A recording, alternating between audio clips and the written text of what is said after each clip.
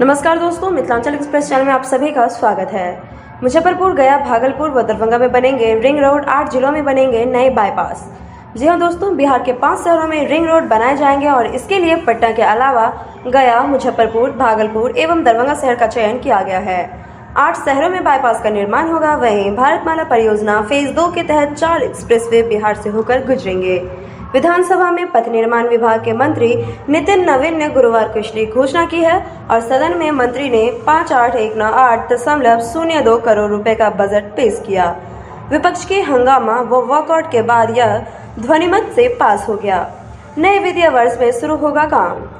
मंत्री के नए वित्तीय वर्ष 22 से 23 के दौरान राज्य में सुलभ संपर्कता प्रदान करने के लिए शुरू की जाने वाली परियोजनाओं के बारे में जानकारी दी है और उन्होंने बताया है कि रिंग रोड के नए 4 शहरों के डीएम से जमीन अधिग्रहण का प्रस्ताव भेजने के लिए कहा गया है।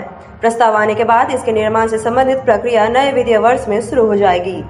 यहाँ बनेगा बाईपास। जाम की समस्या को देखते हुए 8 जिलों में बाईपास बनाने की योजना है और इसमें अरवल जिले में कुर्था बाईपास, गोपालगंज में कटैया, वैशाली में हाजीपुर के पास रामाशीष चौक के दिग्घी बाईपास, गया में सिरघाटी बाजार, नालंदा में औरौद से कोरनामा, पटना में NH 30 से बिग्रहपुर होते हुए करीब बगिया कृषि फार्म होते हुए बाईपास, कटिहार में NH 81 से NH 31 और दरभंगा जिले में जड़सो चौक से बिशनपुर, बेनीपुर भाया बरमाझा पोखर बाईपास शामिल है।